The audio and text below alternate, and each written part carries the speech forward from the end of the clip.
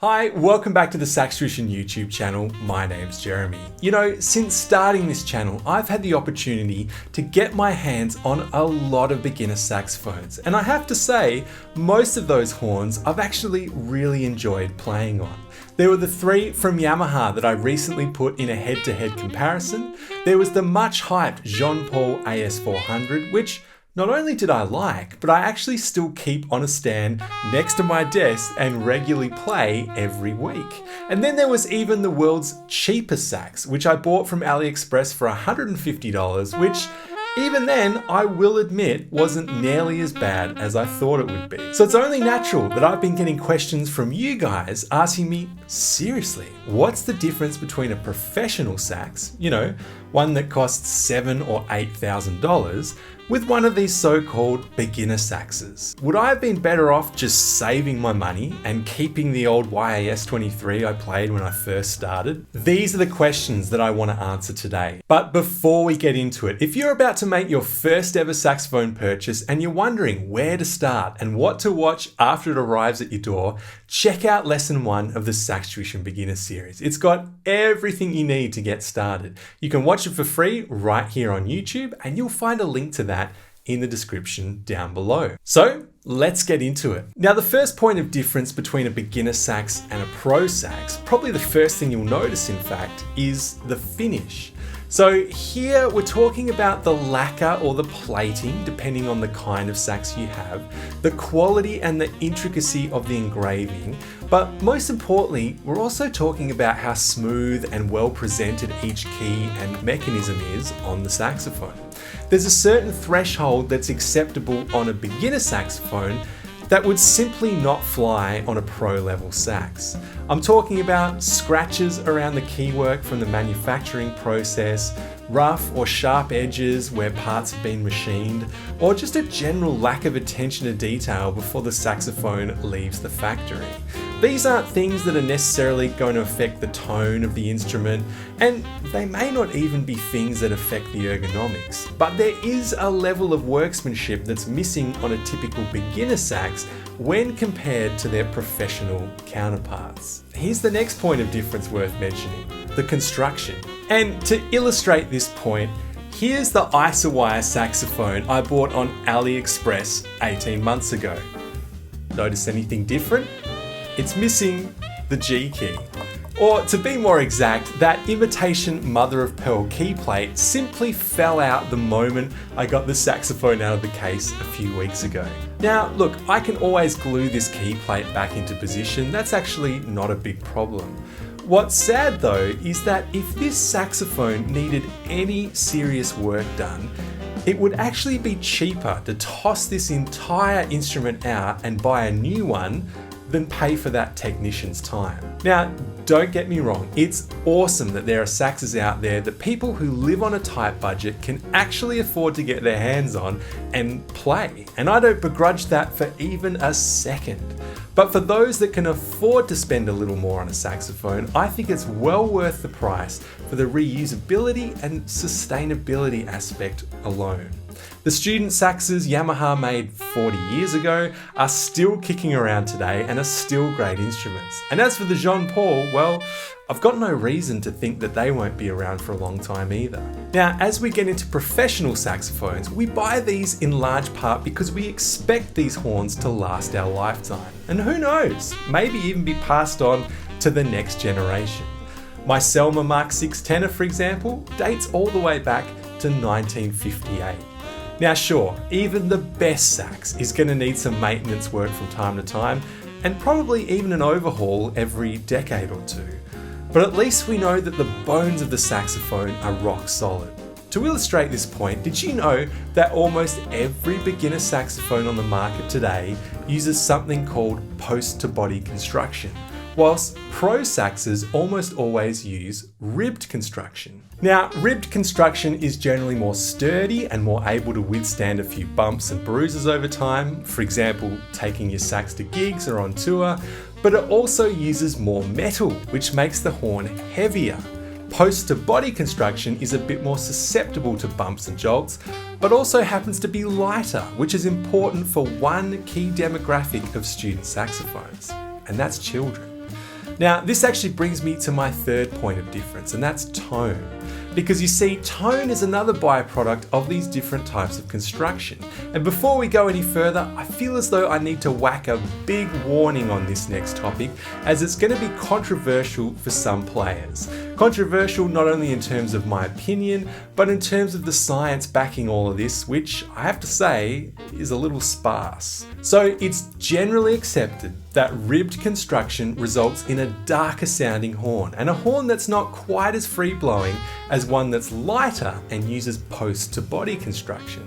And you might think, well, that doesn't sound too good. Where's the advantage there? Well, here's another controversial opinion. Most professional sax players tend to favour a darker tone, on average, to beginners who usually prefer a brighter, punchier tone. I mean, it pretty much makes sense. When you think of the kinds of music that draws a lot of people to the saxophone in the first place, it tends to be more contemporary, poppy music. I'm talking rock, R&B, smooth jazz, that sort of thing. This is where the saxophone generally sounds the brightest. But as you dig deeper into the saxophone and you start to really appreciate some of the seminal jazz artists of the 40s, 50s and 60s, you'll recognise their tone sounds noticeably darker than artists of the 70s and beyond. And if you happen to get into classical saxophone, well, their tone sounds darkest of all. Now, this is not a sledge against anyone who wants a bright saxophone tone. Personally, I love a bright tone, but this is just a general observation I have of the saxophone playing world. Now, moving on from tone, we have another important factor to consider, and that's ergonomics. Now, this is not to say that there aren't beginner horns out there with good ergonomics. Yamaha is a great example of that. But I'm simply pointing out that virtually all of the innovation in ergonomics and saxophone design is happening at the pro level. And Yanagisawa is a great example of that. In addition to having the seesaw link between the low C sharp and B flat keys, which we're increasingly seeing these days on budget saxophones, their pro models feature a proprietary design linking the low B and C sharp keys with their own seesaw mechanism too. We also get a fluororesin sleeved octave rocker, which helps to achieve an instant response from the octave key. Even small details on the Yanagisawas don't get forgotten, like how about an adjustable vibration dampening bar on the right hand F sharp key to stabilize the tone production in your lower register? This is the sort of stuff that gets pros like me genuinely excited, but would understandably be completely lost on any beginner or intermediate player. Okay, now the final thing on this list separating a pro sax from a beginner sax is the brand. That's right, just as you suspected all along, whether it's the likes of Selma Paris, Yanagisawa or Yamaha Custom, you pay extra money for the brand that's stamped on the belt. But before you write this one off as an exercise in vanity, there are some genuine reasons why you might actually care about the brand. For one, how about resale? Most pro saxes from well-regarded brands hold up their value surprisingly well. And I'm not just talking about vintage horns from the 50s like the Selma Mark VI, but even pro horns from 10 or 20 years ago. If they're kept in good condition, they can usually hold up to 80% of their original value. Then of course there's the craftsmanship and tradition that comes with these brands.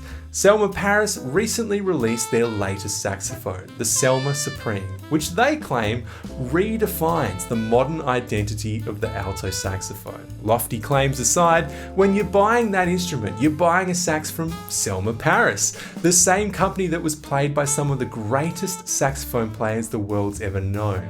John Coltrane, Michael Brecker, Stan Getz. The list is just far too long to cover here. And to a lot of people, that heritage actually means something. In fact, it's almost impossible not to get sucked into it if you're an enthusiast of the saxophone in any way.